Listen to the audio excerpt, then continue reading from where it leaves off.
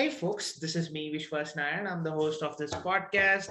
It's an honor for me to have Shivam sir on my show because I've been waiting to have a slot for a very long time. And he's very busy in educating people like me and you. It's always a pleasure to meet such kind of a people who are very dedicated, who are very, very enthusiastic to teach as many people as you can. And over a course of time, I feel that Shivam sir, though he had such great industry journey, that he worked in many startups, he has seen a lot of problem statements, by the way. And I think being part of Tech Scalable, he has really educated hundreds and thousands of people right now. And it's an honor to have him. And also, this podcast is not going to be too much of tech because you just go and see his sessions. You will understand how much of tech he talks. But it's all about that culture that we really want to inculcate in our daily life and the work-life balance and everything. So today I'm focusing more on the MLOps so that we get to know what is it all about when we talk MLOps in the industry. So thank you so much, Shivam sir. Being on my podcast means a lot. Most welcome. Thank you for having me. And I love your podcast and your sessions. And it's great to be part of it and keep on doing the good work. And thanks for having me here.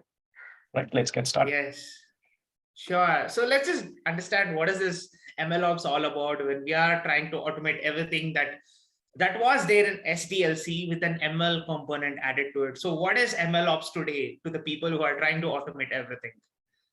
Okay. So MLOps basically takes the principles from DevOps, and to understand machine learning operations or operationalization, we have to understand what is DevOps and why was it required. And then we can relate DevOps with MLOps, or we can differentiate MLOps from DevOps in the various, you can say, key phases or key steps which are there. So if I just uh, take you back to the DevOps principles, there is a fundamental clash which happens between the developers and the operations teams as such, because of the way they work or they used to work, where the developers, they provide the software changes or the functionalities which will enhance the customer experience. But the problems can be that that particular code block may not be of good quality or may create some new bugs in the production environment. So the operations teams who are responsible for keeping the things running, they don't want any changes. They would, if something is running, why should we make any changes over there? Let it run. So they sort of don't like the changes. This is where the clash happens. And then we have the DevOps culture and the DevOps principle and the DevOps pipelines and the tools which help us in unifying both the developers and the operations as such. Now, in today's world, all the or most of the companies have already integrated AI functionalities in their products, or they are thinking about it. They have some vision or plan for it. So because of that, the and actually, AI is different from the typical, you can say, software development life cycle, because when we talk about machine learning model creation, we have to get the data. And this data might be coming from various sources: structured, unstructured, semi-structured data, might be in your cloud, other clouds, on-premise, or maybe coming from some, you can say, user sessions right now in the point in time. So the data which is coming from all the places needs to be integrated, needs to be checked. Once you get the data, you have to clean it, you have to find new features, you have to store the features so other teams can also use it. The Once you have done the validation of the data, you will train the machine learning models in one of the phase. Now, when you train that, multiple algorithms will run. So then hyperparameter tuning will come into picture. The code or the notebook which was written by the data scientist in the development environment, and when it was committed in your CI pipeline, that needs to be checked for the code quality, the dependencies which are there. So many type of extra things comes which are not part of the typical DevOps life cycle. And for example, the artifacts over here of your CI pipelines will be the models as such, which are getting trained and registered in different locations. And once the models are registered, we think about continuous delivery or continuous deployment of that particular artifact, which will give some sort of value to the customer.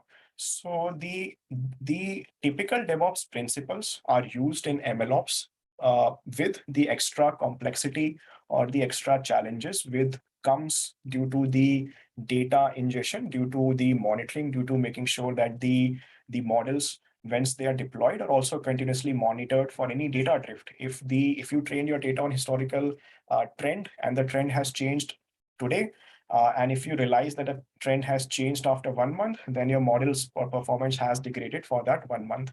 So the sooner you can find that, sooner you can do the data drift monitoring, sooner things will work. So this entire pipeline is, or this entire concept where we are making sure that that AI integration in the product is delivered to the end customers. We are adding the value, is part of the MLOps world, or concepts, or terminology, or pipelines as such. This is a starting Yeah. point, and then we can go into many more things over there. Sure. It's that culture which we want to make it evolve. Like we know that it's going to break one time, and we know that there's going to be a part of your brain which says that we need to evolve here. And MLOps, or the DevOps cycle, I think this is going to define. So I was always fascinated to ask, like, what is an AI algorithm to you today? Because you have been working in startups for a while, you have seen many pipelines break, you have seen a lot of problem statements like production issues, this, that. We don't have a pager in the research, because we don't want that to say you made the server cry, because we are not working on such a scale system. So I want to ask you this one question on, like, what's an AI algorithm to you today? What should we think about, like, in approaching, in learning it as well as implementing it in the production? Because we are yet to refactor some things, like what you said, you had an issue with your motherboard and the TPM link or the keys didn't match. Like, there is a lot of complexity which is hidden in the hardware as well as the software world. So making a way in the IT and the AI ops and the ML ops operations. So what is it all about when you think of an AI algorithm which is evolving today with the culture of ML ops and AI ops built? So what is it all about when we speak of algorithm which is running on such hefty workloads? So I may, so basically, that's a pretty big question. Basically, what is an AI algorithm to me? Because I have multiple perspectives into what AI algorithms are. And these perspectives may not be the popular opinion of people, but because this is a non-technical session, so we can discuss it out. So AI algorithms definitely have huge potential in providing value to the society today, right? We all know about the advancement which has happened in the computer vision or NLP sections, or we can find whether we can predict your health conditions before even things go wrong, based on the data coming from the Google devices, or maybe from, sorry, the Apple watches or the Fitbit bands, and many, many more concepts are there.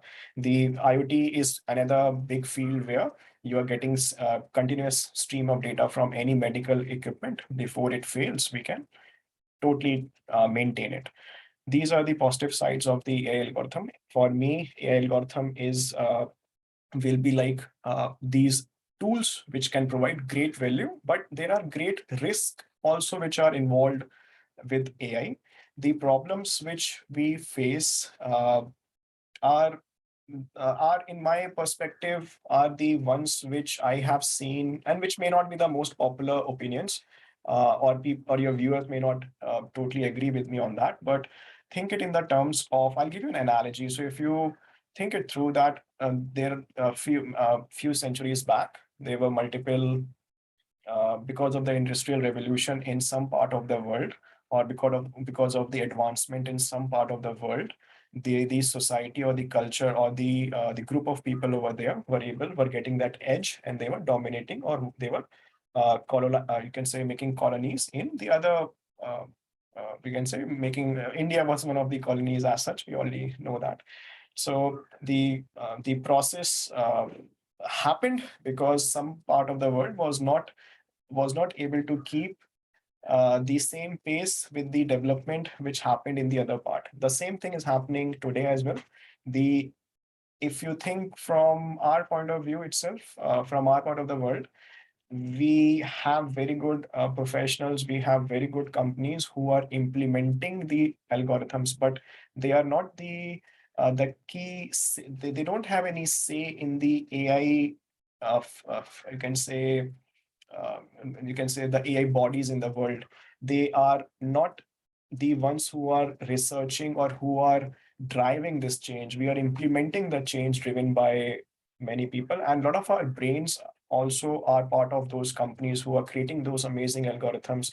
Research papers are coming out which we are implementing. So the problem which happens is that there is an imbalance, just like we have imbalance in the data, there is an imbalance which happens in the technology in different sections or different countries or culture, which gives some people more advantage. And you have seen the issues which happened in the US election where the social media data was used to influence the voters into voting for some particular parties versus others. Same thing happens. We live in a world of social media. We are on live. We will be going.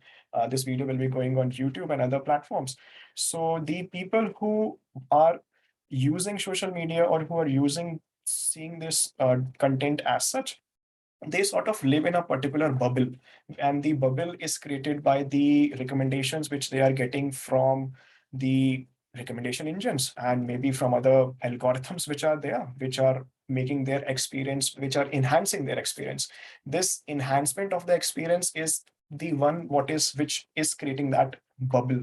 Now there is another problem which we face, is that the governing bodies which are there in the world, which uh, are not that or don't have the same influence, or AI right now is unregulated.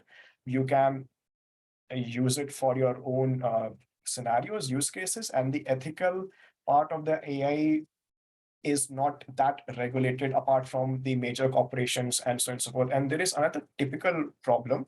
It's not just that we can have the ethical AI principles created and implemented, and then everything is working fine. Is the problem is that because we in some part of the world, including ours, we don't have that research facilities, or we are not doing our own, you can say, research as such. So in that particular sense, when any other company or country or group of people create some principles for their AI systems, which you are using or you are implementing or you are affected because of that on social media, the those principles or ideas or you can say things may not be having the same uh, you can say effect which you may want to preserve from a cultural point of view. So if you think it through on Twitter or in on social media, if you type particular text from our country's culture's point of view or way of living's point of view, then those algorithms sort of either suppress the content, block it, may not populate it. The some type of content is more you can say circulated versus others. So this problem is from you can say, if you lose the cultural identity or the national identity in the influence of due to the influence of the bubble created by the AI algorithms, that is very scary. That is something which we should be worried of, and I don't see any major effect or any major action taken by any bureaucrat or maybe any uh, tech leader in our country, or maybe there are few. I can name few, but apart from them, there may not be any people who are thinking in these terms, that because of the principles created by other groups, we the cultural or the national identities may be diluted, may be influenced, may be transformed without us knowing that. So for me, the AI algorithms are tools of great value. They can add great value, but they have huge, uh, you can say, cascading effects on they will have cascading effects on society. And let's see what happens in the future. And if you can just repeat the second part of the question, I'll just take it up. What is it all about when we are doing an IT transformation? Because a lot of times when we have an AI algorithm which is booming in the market, we think this is the best part about it. But doing an IT transformation is different, right? So the second part of the question was all about like IT transformation, the AI ops and MLOps. Okay. So MLOps, okay, so there are three things, DevOps, MLOps, and AI Ops. We can put it in three sections like that. So MLOps is taking the principles from DevOps, and AIOps is the implementation of the artificial intelligence in the IT operations, where, for example, uh, as we were discussing about my laptop's motherboard issue. So keeping thinking in that same terms, imagine that we have some IT operations is going on. We have some systems which are where the live applications are hosted as such, and we are sort of doing we so typically what happens is we are collecting all the data, all the logs, and this and we have signal based or rule based mechanisms today. Those, so for example, if the metric CPU metric goes beyond some point or some beyond some threshold, then some alert will happen, and the alert may trigger the automation pipelines and so on and so forth, which will take care of it.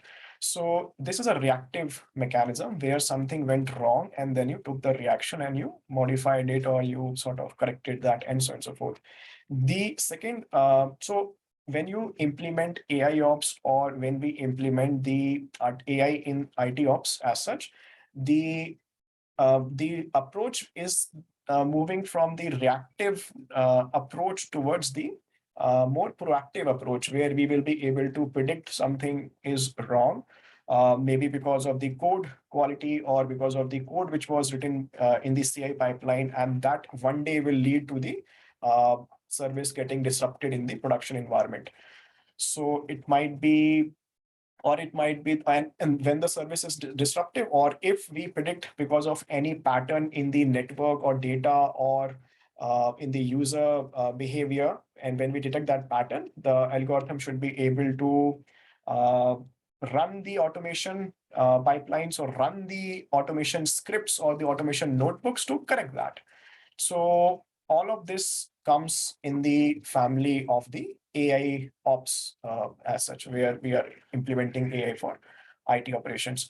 And there are many tools today which are doing that. And there is, you can say, uh, and the world is moving towards it. So the AI ops word was coined by Gartner, I think, in few years back in 2016 as such, maybe like that.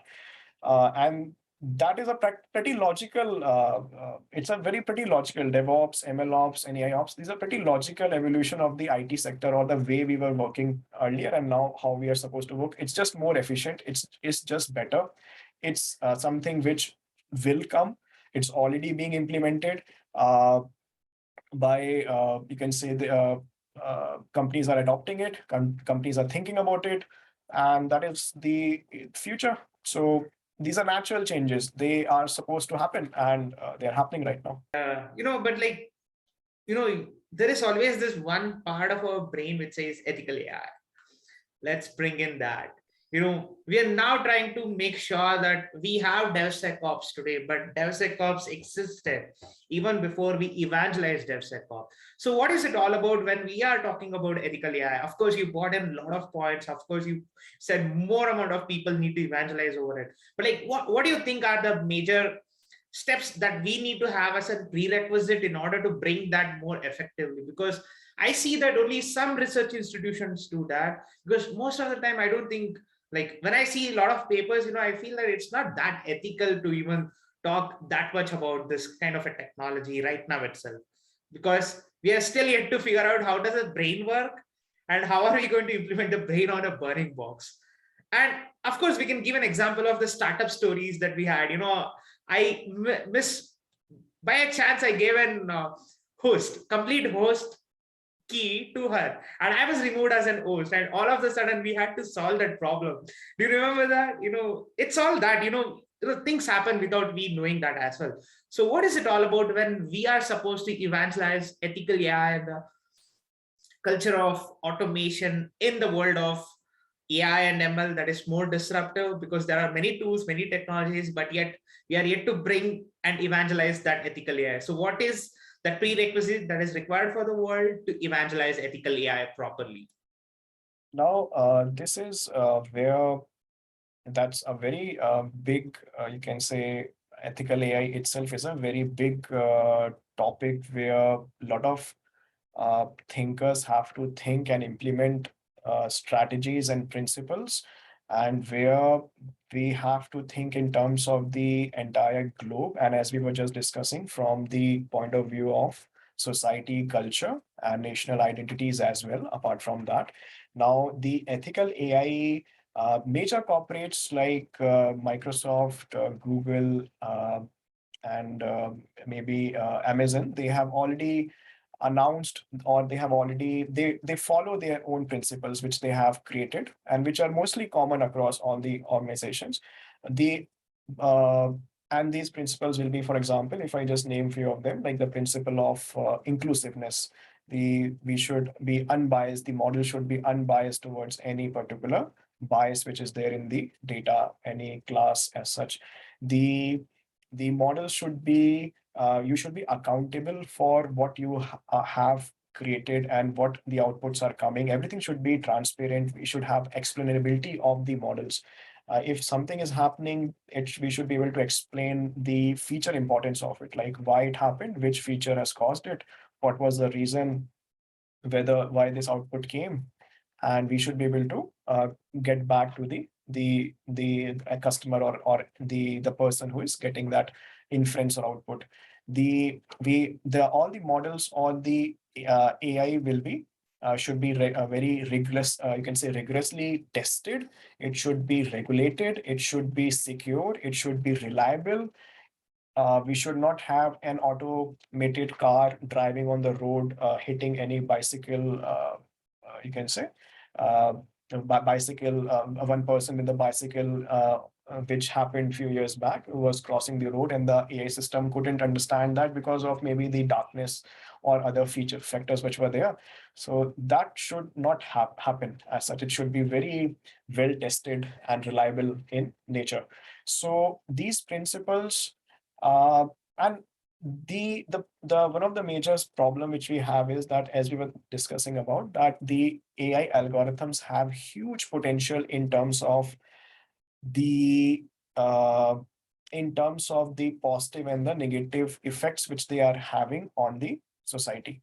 So, and it is unregulated right now. So if you have the technical expertise of, you can say, deep learning, you can pick up any algorithm model. Maybe you will follow the ethical AI principles or not. And then you will be sort of can create any solution which will be biased or which may influence other behavior of people. So all of that is sort of unregulated right now.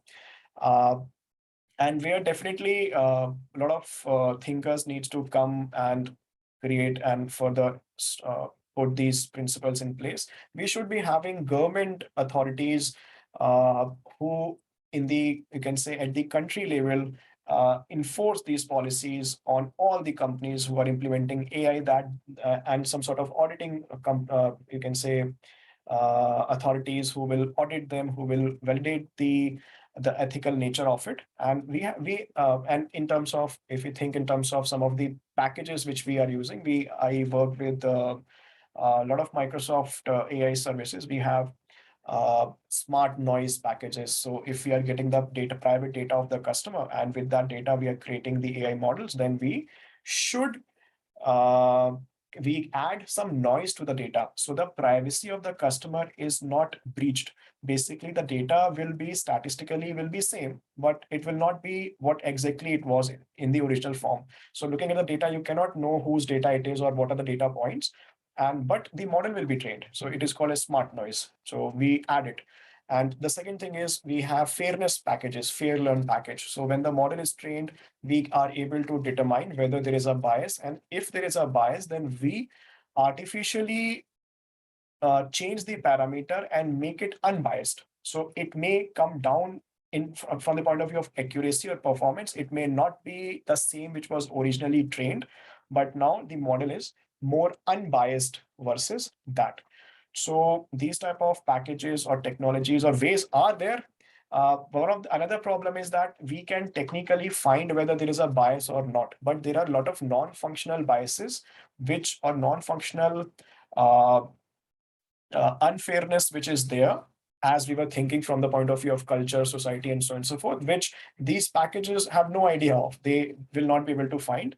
So, and there is no mechanism in which I know of by which we will be able to find those non-functional biases or those other biases which may come because of some principles which were enforced and the models were created. So there is a lot of, I can say, a lot of, it's a field of research. Things are moving, things are changing, and let's see where it goes. Yeah, AI, if we just start evangelizing about just AI, it's huge because system requirements differ. Because it's not like you have the state of the art GPU. If you don't have a proper CUDA drivers written, if you don't have a proper compute aspects which are really there in your part, it's probably going to be a toast. Like you put all the workload on a CPU and it's like a toast at the end of the day. So it's all about that. So now I wanted to ask you this question because like chaos has been a very primitive area that is being taken care right now because a lot of companies have started chaos engineering as one of their COEs. Like, earlier we used to say that never have a center of excellence and never have this because you'll be creating silos and people don't be working. But chaos engineering is something which is everybody is working towards. Because I feel that more the chaos we face, more we try to understand the system, there's always a reason for us to architect towards what is the next plausible chaos that we might be facing, or is the next plausible 6-10 requirement.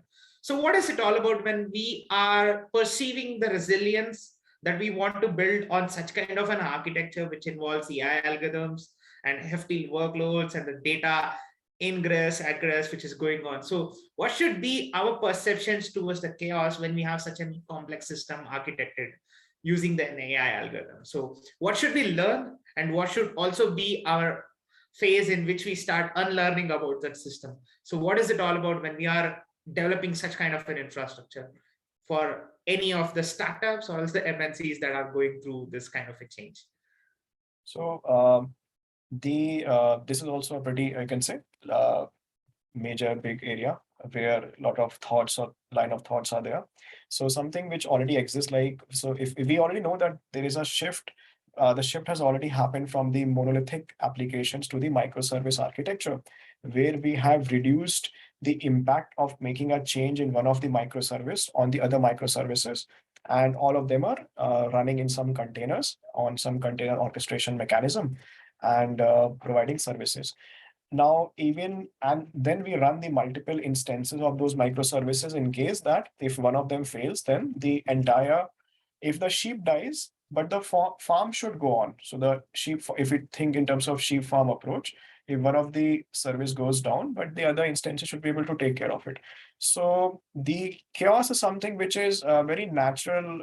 It's not that something which has recently been introduced. It's something which was always in the mind of people. Maybe we have coined a new terms around that, but we would like our solutions which we have created in the clouds or on premise to be able to handle, should be resilient, should be if there is a minor error or if there is a major disruption, then we should be having some mechanisms to do failover, should be able to do scale out, scale in, should be able to take care of that.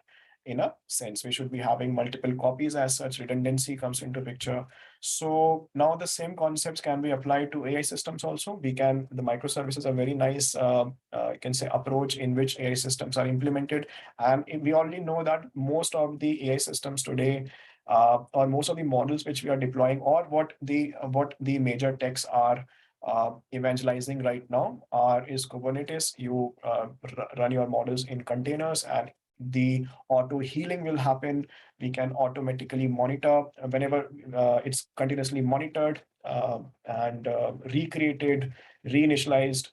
So it's a very natural way of working from my point of view. And chaos is something which we anyways have to deal with if we don't sort of, and there are I know of companies who have teams who or have tools which uh, randomly terminates the microservices just to make sure or just to ensure that the entire service should not go down. Like, how reliable is my entire site, or how reliable is my entire architecture as such. So and they randomly terminate that, and the system should be able to continue. So the tools are there. the approach is there. It's a very natural way of working, being implemented in AI systems also.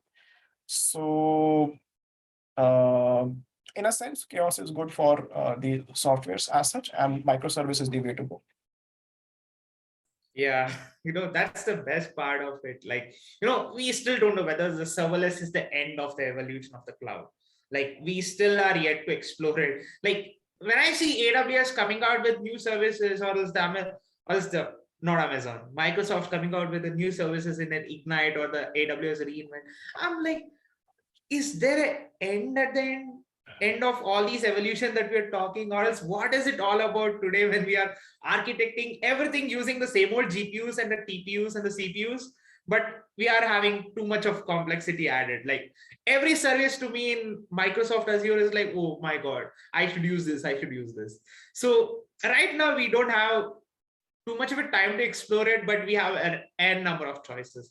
But yet, we are now evangelizing governance and policy, and we are trying to automate it. And you have seen how the governance and the policy worked before, right?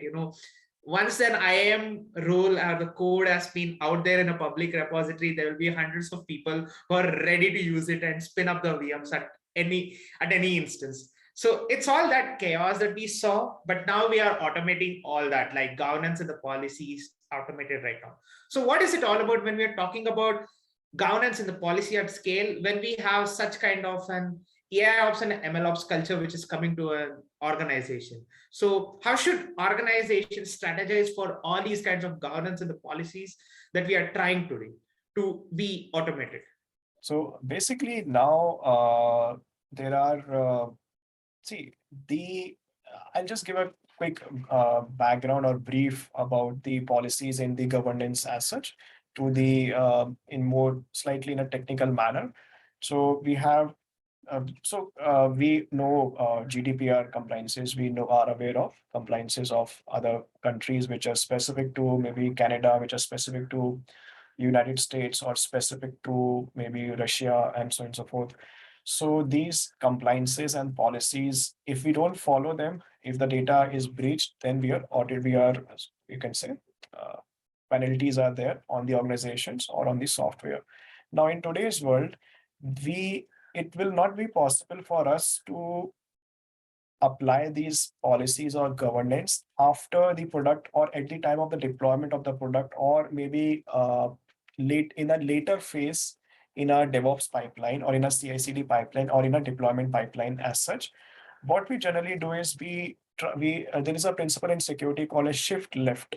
So shift left basically means that instead of checking for the security in at the end, you go left in the CI/CD pipeline and try to check for those vulnerabilities or scan those code issues or any potential bugs which are there in the packages or in the code itself, in the maybe in the CI step itself or in various phases of the pipelines. Now, to be able to so using the same principle, the governance and the policies also applied from in all the you can say we sort of have we don't have any term as such right now, but we definitely can shift left in the uh, entire deployment pipelines and try to implement that each and every uh, step, phase, or nature or behavior, or how your ML model is behaving, or what you have tests which are in place which will make sure that they are regulated by the any policies as such, or if I think in terms of the IAM roles which we have or any keys which are there, then how are we taking care of them? So there are a lot of line of thoughts in this, and shifting left is definitely one of the approach by which we can introduce the enforcement of them earlier rather than later in the phase where we may have to make major changes. So it's better to make small incremental changes than some major massive changes like that. So that is what comes to mind in when you think about that. Yeah, last question from my side. It's all about that open source and the enterprise grade software that we are building today. And yet there is a lot of compliance, a lot of code that is going through. Like, we say this production issue.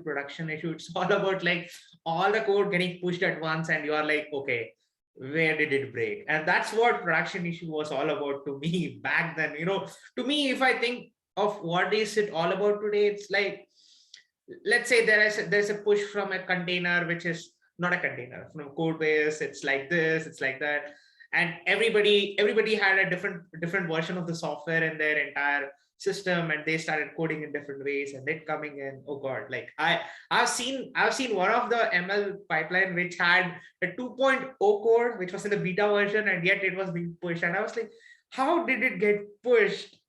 I was so shocked when I saw that architecture, which still had the sequential, which still had everything, but we have already gone to a phase where we are writing TF function.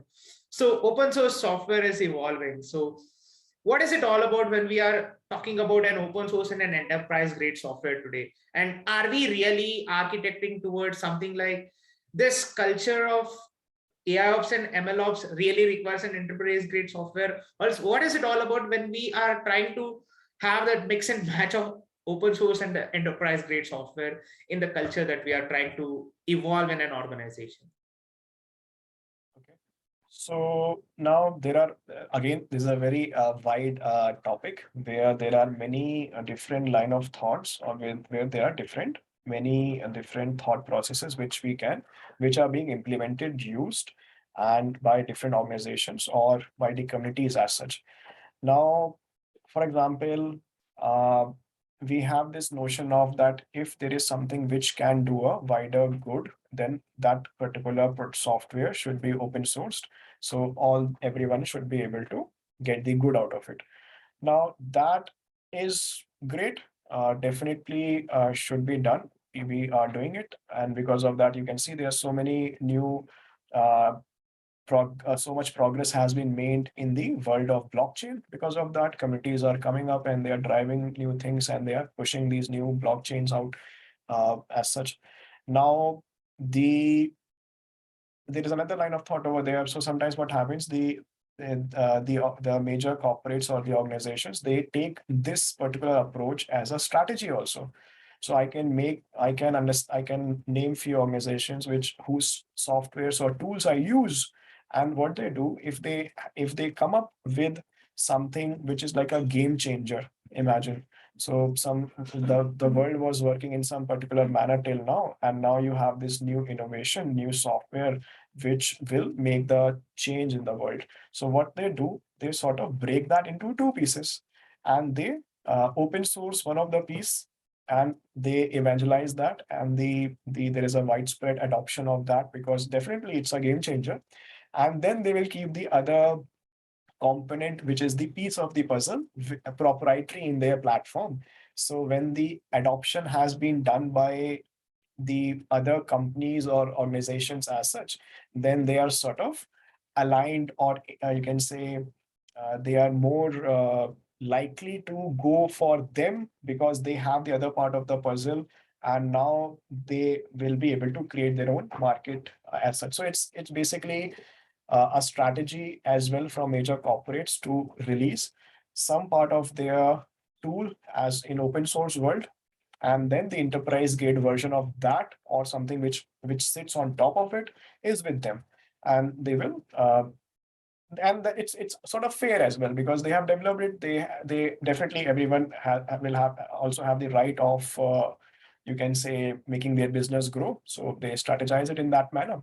So in if you practically think it through, and there is another line of thought that a lot of companies, just to avoid that or just to make sure that they don't lock in with one product creator as such, like one cloud, maybe with Azure, AWS, or GCP.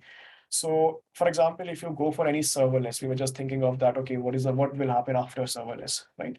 So, if you create any solution which is using serverless, then you basically have logged in with that particular provider because you are using that platform very closely, and now your movement from one cloud to another will be hampered.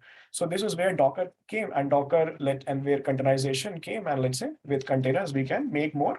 Uh, you can say we can create a piece of code which is running in serverless manner in maybe in Azure. But let's say one day we have to adopt or we want to make a multi-cloud deployment with GCP. So you will be able to move that container into GCP's, you can say serverless functionalities easily, or you can say less difficult in a less difficult manner versus what you would have done if you would have not used that containerization platform. So the open source technologies definitely at a lot of places are helping us in not getting stuck or logged in with one product tool or proprietary way of working. And in other places it's more often strategy from the enterprises that we adopt it and then we go with them because they have the other part of the puzzle.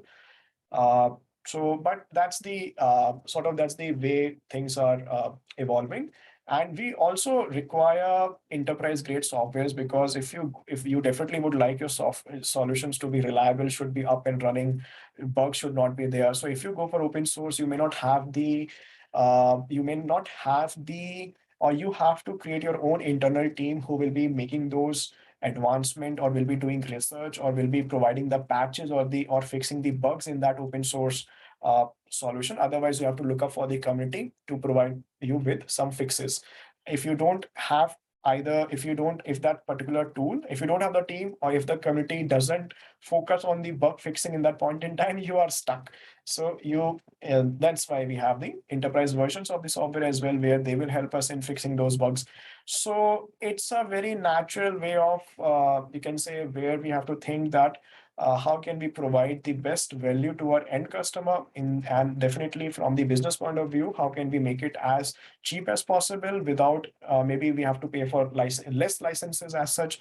And you should be having the capability of putting more plugins or adopting more technology, because the world is evolving. If you get stuck or if you go very deep in the rabbit hole, then you may not be able to adopt the other way of working in future. So a mix of both open source and enterprise grade is uh, is the trend which we adopt and we work with like this. Yeah, all these AI and ML that we talk today are now moving towards ethical and explainable part as well. So there is no end for the evolution. So just keep evolving. That's what it's all about. So thank you so much, sir. Thank you so much for being on my podcast and sharing such great insights. Means a lot to us. Thank you, most welcome. And Yes. thanks everyone for this. I'm looking forward for your further sessions. Yeah, sure. Sure. Thanks for Sure. having me. Yeah, for sure. Thank you so